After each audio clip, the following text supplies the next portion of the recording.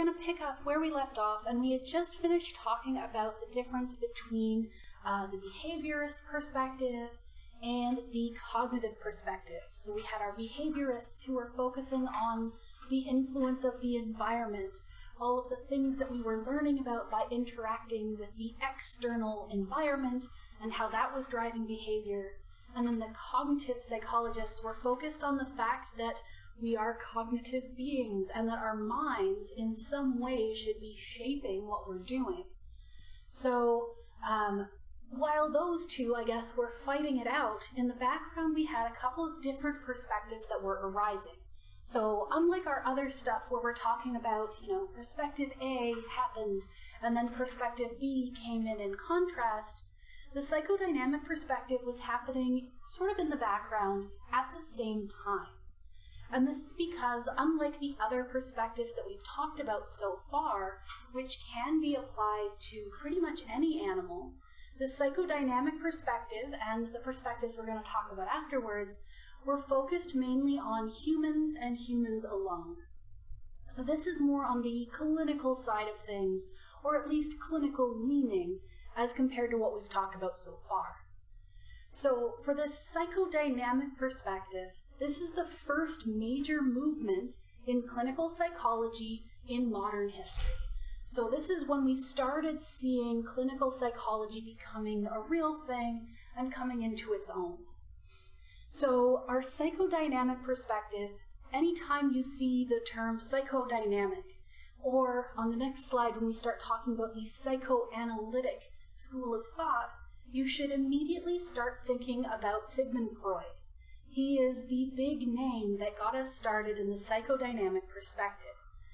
And so if you know anything about Freud, you know about his sort of obsession with the unconscious. So this perspective, the psychodynamic perspective, focused specifically on the influence of the unconscious mind on our behavior. So not so much things that we were actively thinking about, things that we were aware of, but the things that were happening kind of under the surface. So our unconscious are things like thoughts, memories, and desires that are outside of our current conscious awareness. And Freud thought that these would exert great influence on our behavior.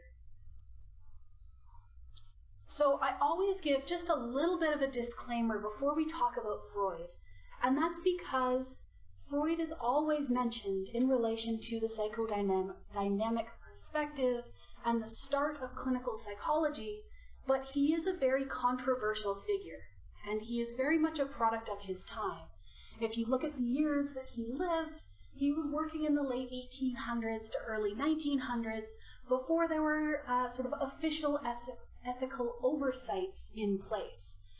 A lot of his ideas were also very strange, especially by modern ideals. And so it seems weird that we mention Freud so many times, and pretty much every psychology class that I've ever taught has dedicated a good chunk of time to Freud. And so I'd like to explain why.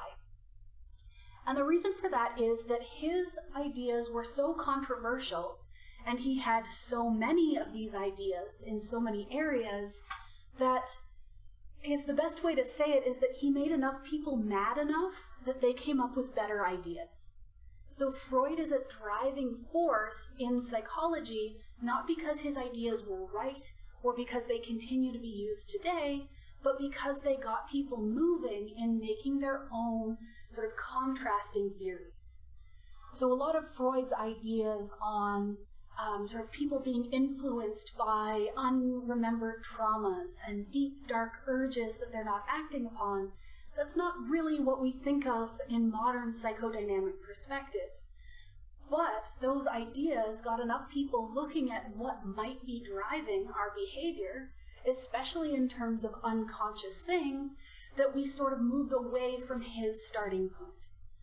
So I always like to give people that information as to why we talk about him, because he is a very strange figure, and the more you learn about him, the more you realize he did some very strange research.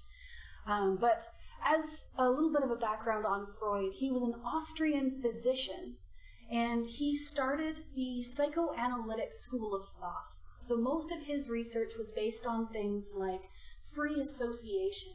So he would say a word and ask his client, what's the first thing that comes to mind? So if I say cat, what do you think? And he'd write down what they were associating. The assumption there being that things that were readily associated were somehow unconsciously connected.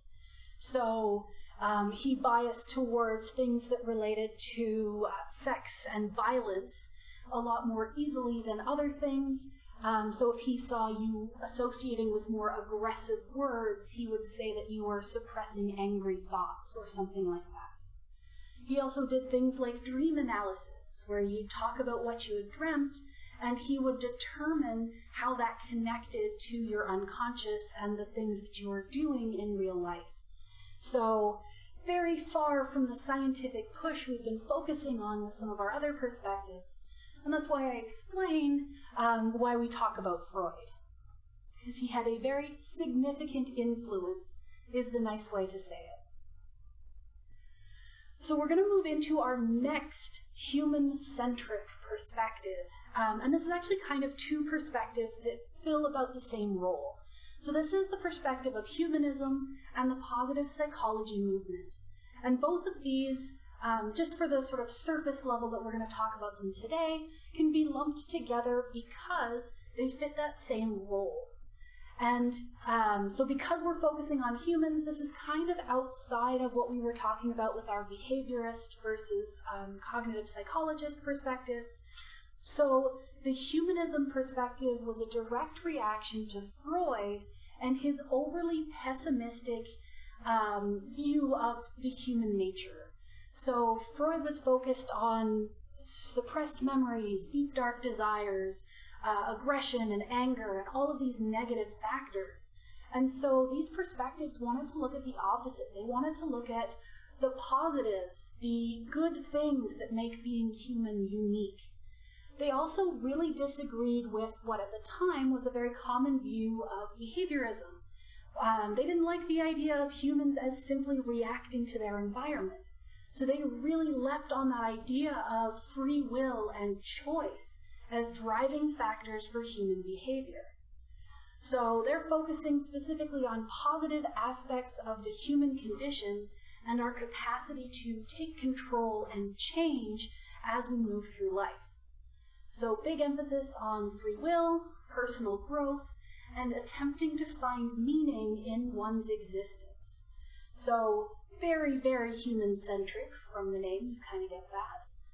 And our two big figures here that we're going to talk about are Maslow and Rogers. And you might have already heard about Maslow because he's famous for Maslow's Hierarchy of Needs. So if you've ever seen this, it's usually presented as a big triangle, and at the bottom are our most biologically basic needs, the things that we need to survive. So food and water are at the very bottom. And then above that, we have sort of less basic needs, things like security and shelter, that are still important to live life as a fully fulfilled human, but you won't immediately die like you would with the lack of food and water. And as you move up this hierarchy, you get closer and closer to some more abstract concepts. And at the very top, his driving force that everyone is striving for is the concept of self-actualization. And the way I envision this is becoming the best person that you can be. So he said that each individual would have their own view of self-actualization. Maybe you want to be the best clinical psychologist. Maybe you want to be a doctor. Maybe you just want to be a good person. Everyone has their own definition of what it means to be a good person. And so that's what our driving force is. But you can only achieve self-actualization if you can fulfill all of the needs that fall below it on that hierarchy. And that's why they're listed in that order, where you can only sort of move up as the lower needs are met. And so we'll talk far more about that later on in the course in terms of motivation and stuff like that. But he is our big name here for humanism. Carl Rogers was important, not so much because of the theory overall, but because he was one of the pushes towards person-centered therapy. So instead of the way that Freud was conducting therapy, which was getting people to relive their maybe real, maybe not real memories of past traumas or whatever, those very strictly rigid, guided rememberings. Rogers focused on just listening and supporting clients. Instead of directing them to think a particular way or do a particular thing, Rogers would allow them to talk and feel supported so that they could become more confident in themselves.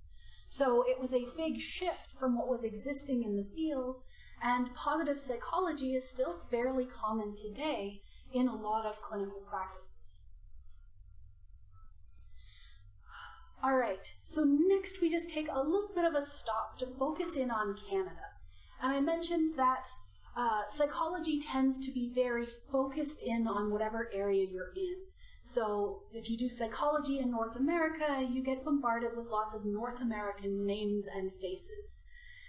The problem there being that there are a lot more Americans than Canadians, so most of what we see, even in Canada, are very American-centric. So I like to give just a couple of little tidbits about Canadian-specific psychology, just so that you're aware of them. And as per usual, the names and dates are pretty much irrelevant.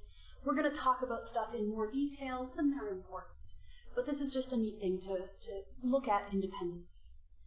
So we already had our map showing North America, and we had that one lab established at the University of Toronto. That was the first experimental laboratory in Canada, and that was established by James Mark Baldwin. And Baldwin was important because he also went on to help found the American Psychological Association. So if you've ever had to write an essay in APA format, this is the association that's responsible for that monstrosity. They don't just tell you how to format your references. They also have rules on best practices for psychology in general. They have guides for ethics, for how you should present numbers, for all sorts of things related to doing research in psychology. So this association was meant to kind of govern and put together everyone in America that was doing psychology so that we'd have some consistency.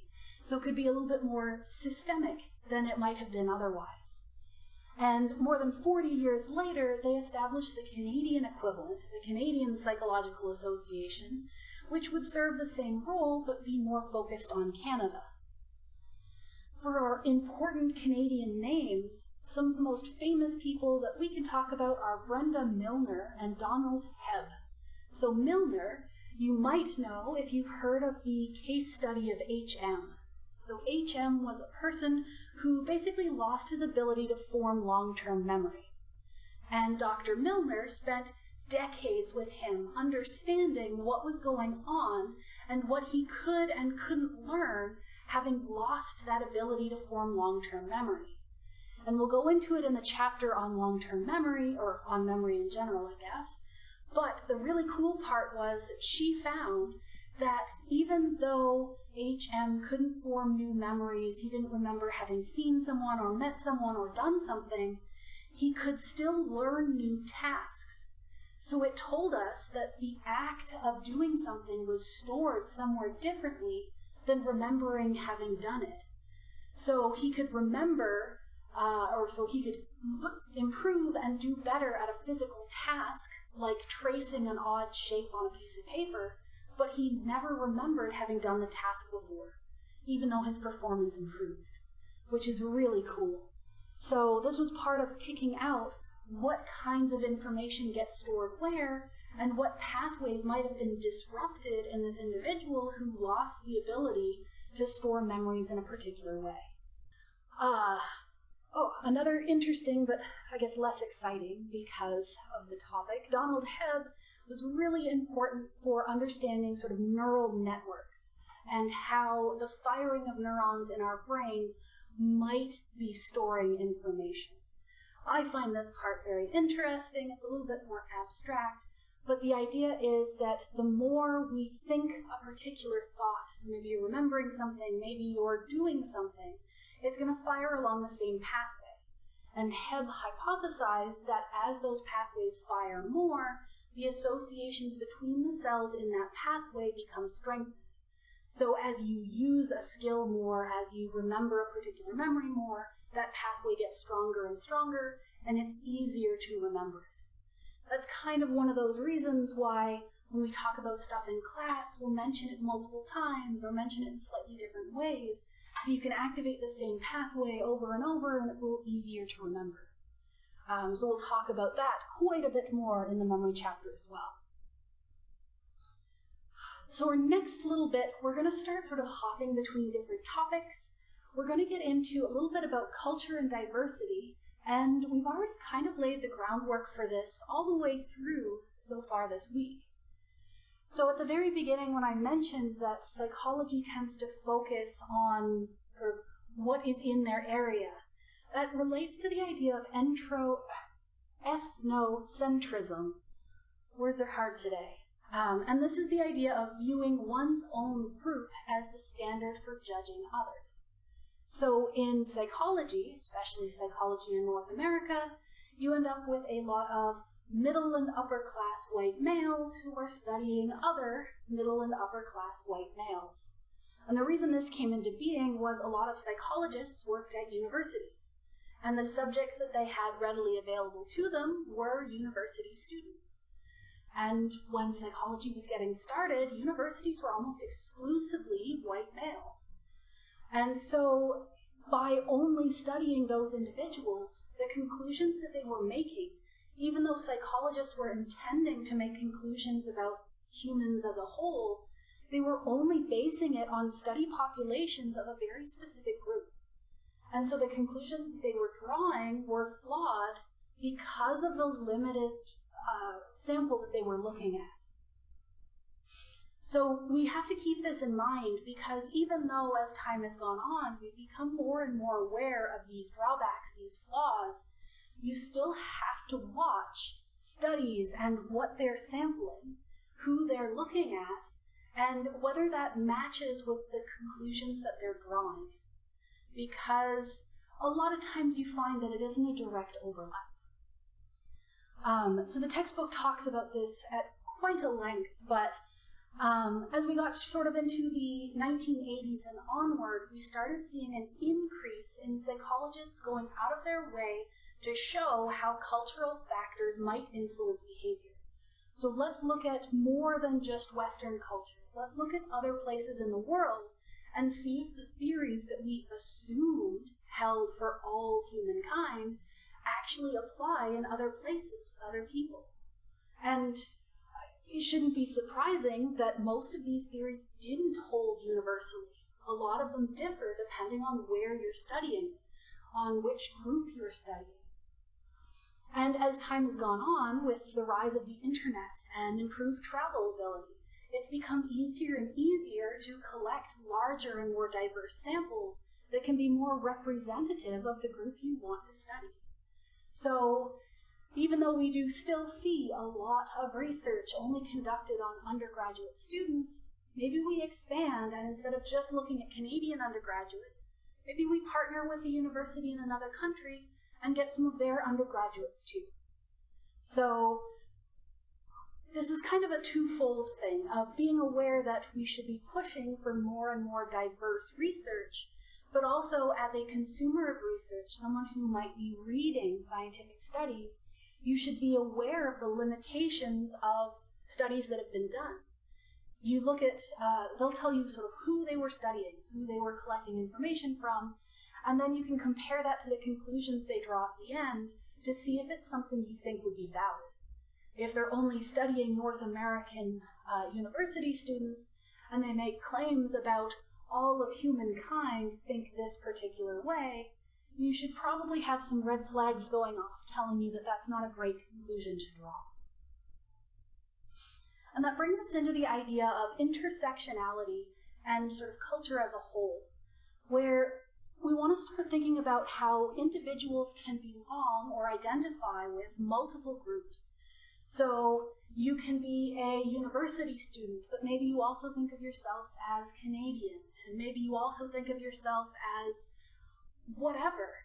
There's so many different groups and identities and things that need to be considered, because each of those identities comes with experience and comes with past history that can influence how you act now. So our behavior can be influenced by multiple different factors that come from all these different sources, and as we study, we should try and keep those in mind, because one of the limitations of research is that we like to find a simple relationship. The basic of questions is, does A cause B? But you can't really know if A is causing B unless you look at all the other factors that might get involved. So this is just a reminder that we need to consider lots of other factors when we're looking at research like this. So the next two slides are more of a for interest's sake as opposed to a testable content. I include this because our textbook spends quite a while talking about what can you do with a degree in psychology. So if you stay in research, what kinds of research can you do? And you'll find that most of this is going to overlap with some of the perspectives that we've already talked about. But this just gives you an idea of some of the distributions of research areas in psychology today. So if we look at our pie chart, some of the bigger areas, the more popular areas of study are things like developmental and social psychology. So developmental psychology would focus on how we behave or how we think and how that changes as we get older. A lot of recent stuff has been really focusing on sort of cognitive changes into old age and how you might be able to preserve some cognitive function even as you get older.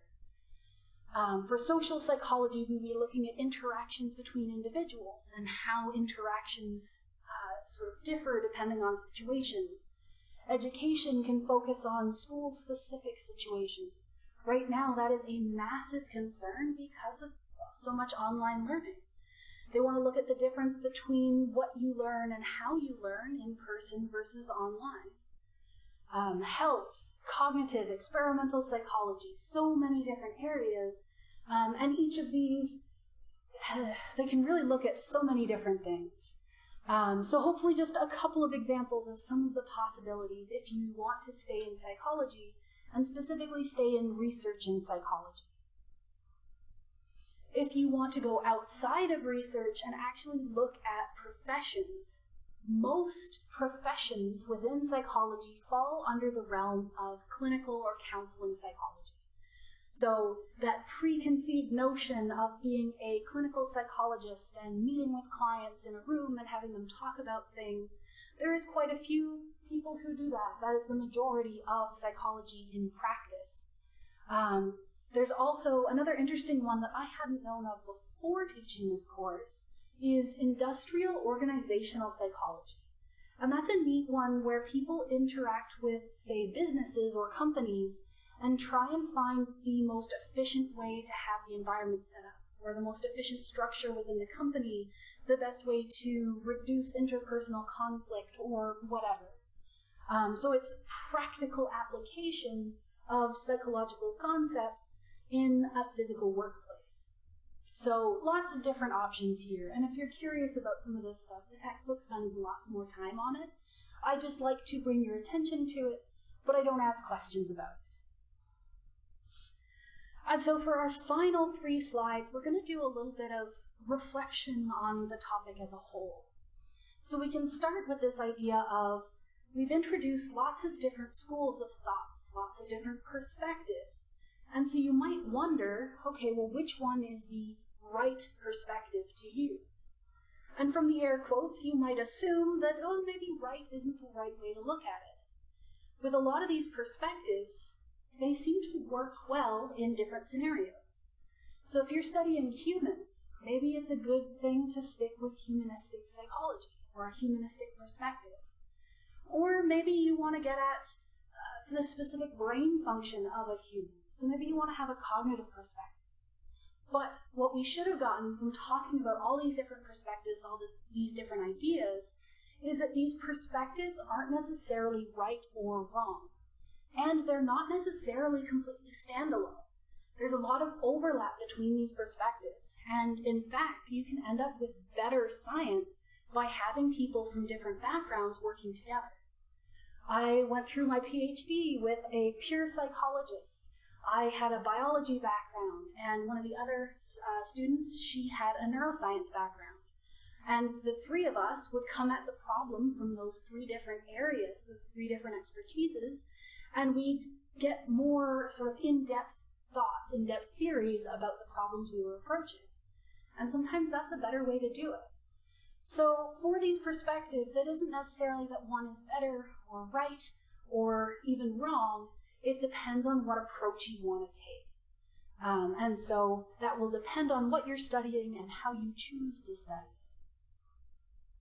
And this leads me into something that I want you to start being aware of. As we start moving, especially into Chapter 2, and we talk about actually conducting research, these are some of the things I want you to hold in the back of your mind because they are challenges in psychology that we need to be aware of. The first of these is hopefully pretty obvious, the idea that behavior is hard to predict. We've talked about all these multitudes of factors that might be involved, that might be influencing how we behave, and so that should give you the idea that it's really hard to have an accurate prediction of exactly what someone's going to do. We want to keep an idea that these influences are rarely standalone influences. It's very rarely one thing that's driving behavior. It's not necessarily just this one thing in your environment. We also have to take into mind what's your current mental state, what's previous experience, what's something you've seen in the past. All of these influences will work together and interfere with one another to produce our observed behavior at the end, which is why it's so hard to predict behavior. We want to keep in mind that people are unique. And even outside of looking at just people, if you look at any other animal, you see individual differences.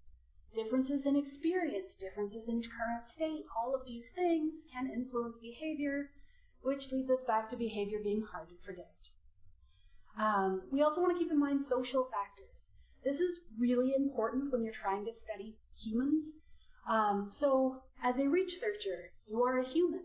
You go in, you ask them questions. People might change their behavior just because you're in the room with them.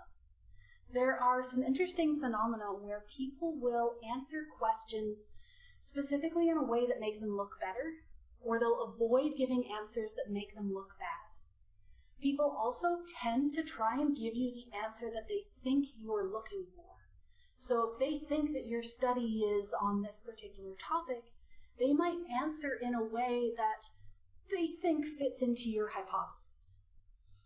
Or maybe people are going to be jerks and they're going to give you the opposite of what they think you want. But in all of those situations, no matter their motivation, they're not answering questions truthfully. That's not their normal behavior, and so you're not measuring what you want to be measuring, which is problematic. We also want to keep in mind that having other people around can influence our behavior. I use the example of there have been studies on how people react to emergency situations. So if you have an empty room and you bring a participant in and they sit down and you have a smoke machine in the hallway, smoke comes in under the door, that participant will stand up fairly quickly and evacuate, pull the fire alarm and leave. But if that person's in the room with, say, 3 or 4 other people who are part of the experiment, who ignore the smoke coming in under the door, that individual, the participant we're interested in, might ignore the smoke because everyone else is ignoring it. So just by having other people around, their behavior changes dramatically. So we need to keep these things in mind because it can influence what we're measuring. And as we mentioned before, behavior is often shaped by culture and experience, what we're used to and what we've gone through in the past. So we need to keep all of these factors in mind. And this is going to lead us to our 7 major themes in psychology. So this is our big wrap-up slide here. So our first theme is the idea of psychology as an empirical field. So we're trying to be scientific, we're trying to have sort of our set way of doing things, we're trying to collect things in a scientific manner and evaluate it critically in order to produce good data. We want to remember that psychology is theoretically diverse. We have all those different perspectives, and each perspective can offer different proposed theories. And our real answer might be some combination of all of those. And some of these theories might not be mutually exclusive. We'll find that a lot of times when we talk about what we think is going on, we'll say that it seems to be a mixture of the most common theories. So we're not quite sure what the real answer is, and that's okay. We want to keep in mind that psychology evolves in a socio-historical context. So the things that are coming into psychology are not happening in isolation. When we were talking about structuralism and then functionalism, we weren't talking about them in isolation. We talked about them arising sort of in contrast to one another.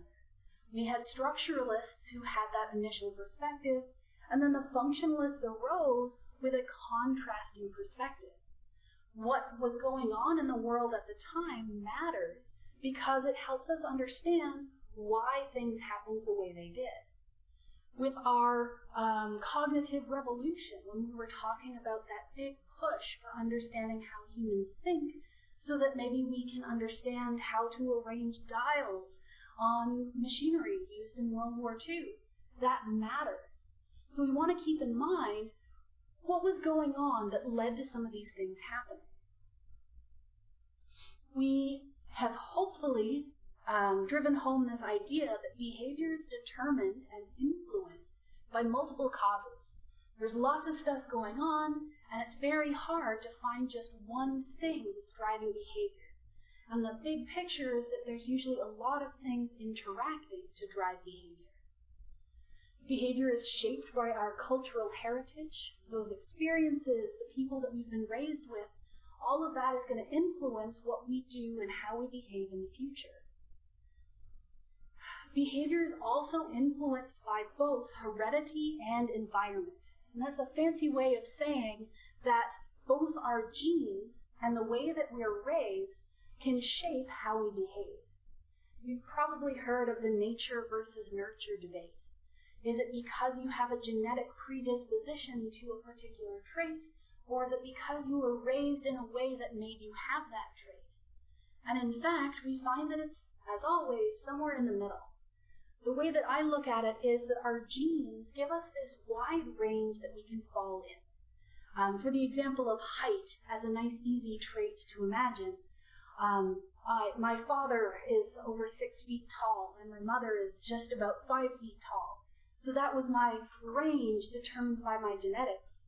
And then my environment, the food that I ate, the nutrients I was able to get, put me somewhere in the middle of that range. I am almost exactly between my parents' height. So it's an influence of both genes and environment. If I was in an environment where, say, I didn't have enough food, then I would have been a lot shorter because I wouldn't have been able to grow as much. Or maybe if I was given extra things that help with growth, maybe I would have been taller and on the taller range. So we have a combination of both genes and environment, and that influences all sorts of traits, including behavior. And then our last point is just to keep in mind that people's experience of the world is highly subjective. This is really important when you're studying humans, because each individual will interpret a particular situation in their own unique way. And that's influenced based on, again, past experiences, their current state, all those things. And so if we're trying to measure and quantify something as abstract as cognition, then we need to be aware that people are going to interpret things and therefore describe things differently. And we need to be aware of that when interpreting it.